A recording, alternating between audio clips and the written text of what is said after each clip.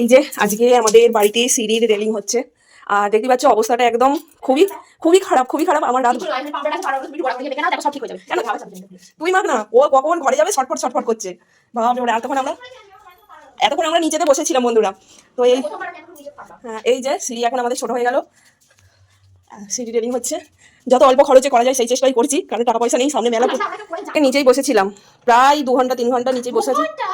3 ঘন্টা বলেছি কেন? তুই 9টা থেকে বসে থাকলি, আমি তো কাজ করছিলাম। আমি আবার গ্রামে গেলাম, ভাত দিয়ে এলাম, বাসন মাজলাম।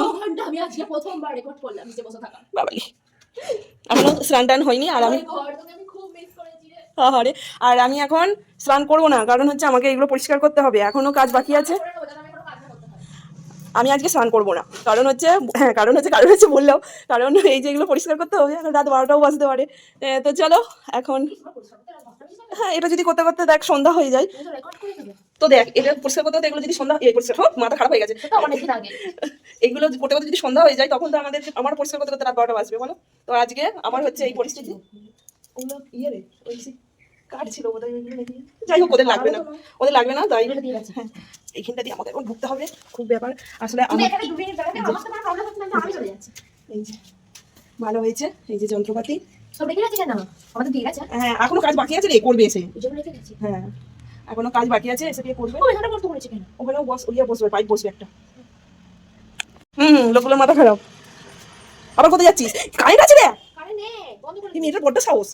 কোথায় কি পাইপ ইলেকট্রিক ঢুকবে, কি হবে ঠিক ঠিকানা নেই। হ্যাঁ আমাদের সিমেন্ট দিয়ে বোঝাতে তো হবে। আজকে কি হয়েছে জানো বন্ধুরা, আজকে আমার রাত্রিবেলা 4:10-15 বাজে পায়ে এই যে এইখানটায় কি কামড়ে দিয়েছে, এখানে কি কামড়ে দিয়েছে, পুরুষ করে কামড়ে দিয়েছে, একটু জ্বলছে। দিয়ে আমি হাত দিয়ে দেখছি রক্ত বেরোচ্ছে, সঙ্গে সঙ্গে ফোনের আলো জ্বেলে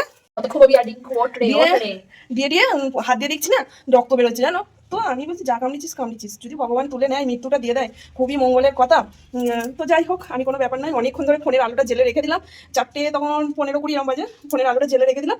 রেখে দেওয়ার পর দেখছি কিছুই আসছে না, এদিক সেদিক। আর আমার এমনি পরিষ্কার থাকে সমস্ত কিছু, তলা, খাটের তলা, আলমারির তলা সব কিছু পরিষ্কার। তো দেখলাম যে কিছুই নেই, ইঁদুরও দেখছি ছুট পাড়াবাড়িও করছে না। তখন আবার কি করলো, প্রায় 1 ঘন্টা এরকম বসে থাকলাম, 5টা অব্দি বসে থাকলাম। তারপরে আবার দেখলাম যে কিছু হচ্ছে না, তখন আবার একটুখানি শুয়ে পড়লাম। কিছু হচ্ছে না মানে কিছু যাতায়াত করছে না, কিছুই দেখতে পেলাম না। রক্ত বেরোচ্ছে, একটুখানি বেরোলো, মানে আর একটুখানি টিপে ধরলাম, একটু ভালোই বেরোলো। সেই যেরকম সুগার টেস্ট করলে মানে ছুঁচ ফুটিয়ে রক্ত নেই, ঠিক ওই রকম ঠিক ওই রকম। বলো, যাই হোক এখন ভালোই আছি, সুস্থই আছি। আর ভগবানের আশীর্বাদে থাকবো এটা, কারণ আমার কপালে অনেক দুঃখ কষ্ট আছে, সেগুলো